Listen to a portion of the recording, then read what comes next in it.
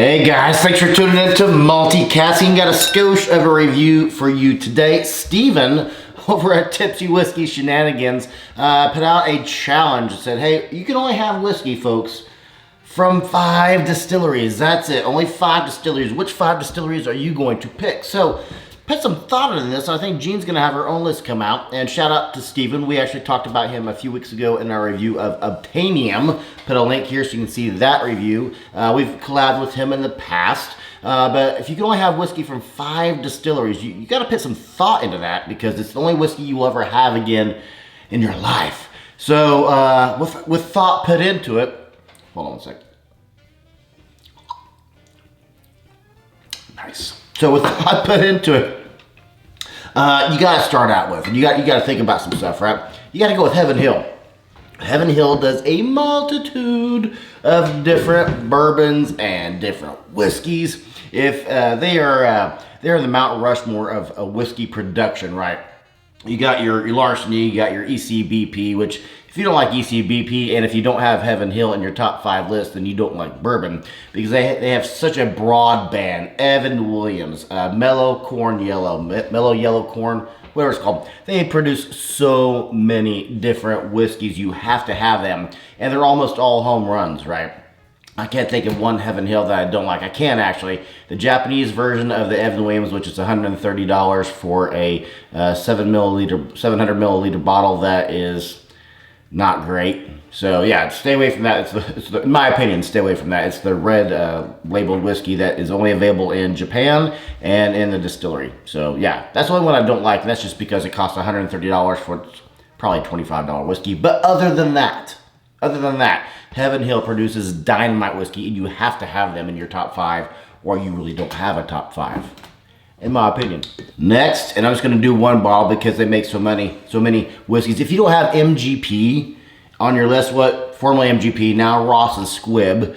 If you don't have Ross and Squibb in your top 5, you don't like whiskey. They are the mass-producing whiskey, and not only do they have their own whiskey, like the Bullet 95.5 here, they put whiskey in other people's labels, and other people buy new craft distilleries, new upstarts will buy their whiskey and mix it with them. Whether it be Iron Root, who actually only produce their own whiskey and is just now in their Saints Alley line mixing with MGP. But MGP pretty much has their hands on everything. You absolutely have to have MGP, Ross and Squibb in your top 5, or you don't like whiskey. That's just all there is to it. At least you don't like American whiskey. I'll put that out there. Next one I have to have on my list, I have to have Jim Beam. I have to save Jim Beam. Jim Beam has to be in my top 5 because I can't live without Knob Creek. I just can't. Whether it be the Knob Creek 9 black label, and yes, there is a correct answer to which Knob Creek 9 you like, and it is the black label.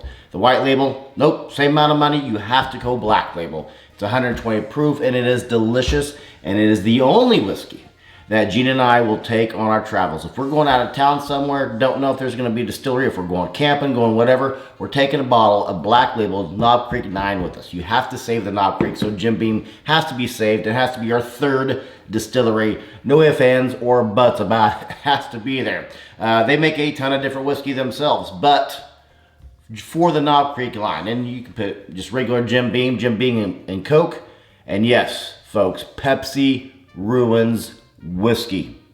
Pepsi absolutely ruins whiskey. Stay away from Pepsi, folks, when it comes to mixing your cocktails. But yeah, we're going to save Jim Beam. Jim Beam's going to be our 3rd, and they do a ton of different Allegiant, Old Grandad. They do a ton of different whiskey as well. So we're not only saving the Knob Creek line, we're adding others into our fold as well.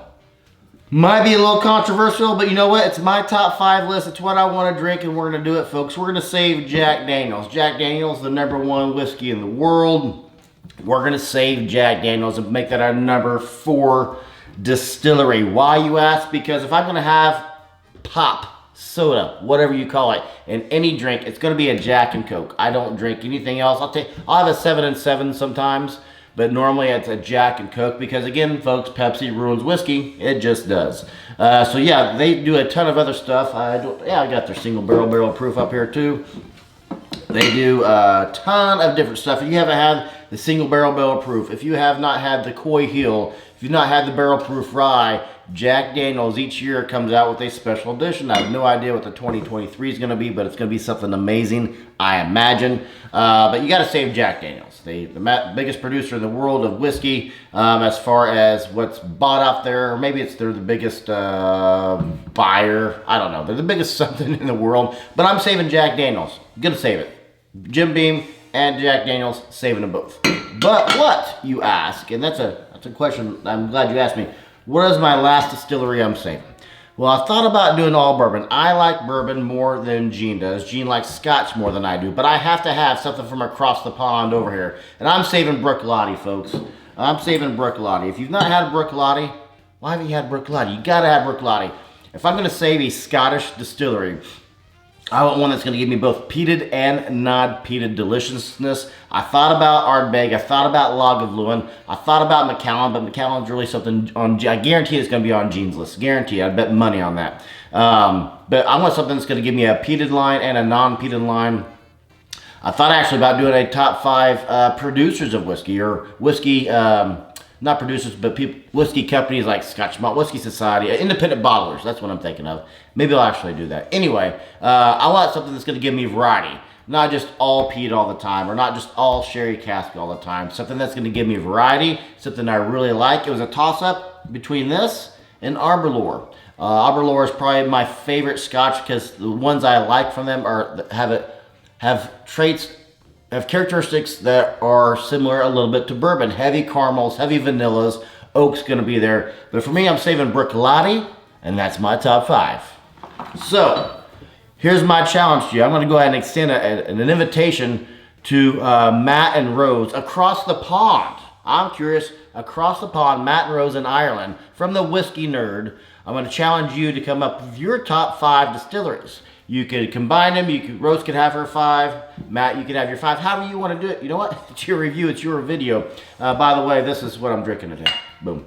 But shout out to Matt and Rose from the Whiskey Nerd, challenging you to come up with your top 5. I'm curious. You got to have Irish on there, right? You're in Ireland. You do all these tours. Folks, if you haven't checked out their distillery tour playlist, they do some really cool interviews and behind-the-scenes stuff at tours. And every Friday, you can get Matt making up a delicious cocktail for you. It's awesome. So we've copied 5 or 6 of his recipes. So thank you, Matt, for doing that. What is your top 5? Let me know down in the comments.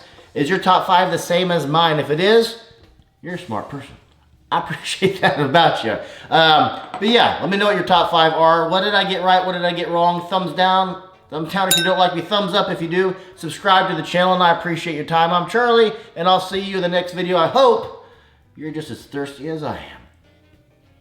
Cheers.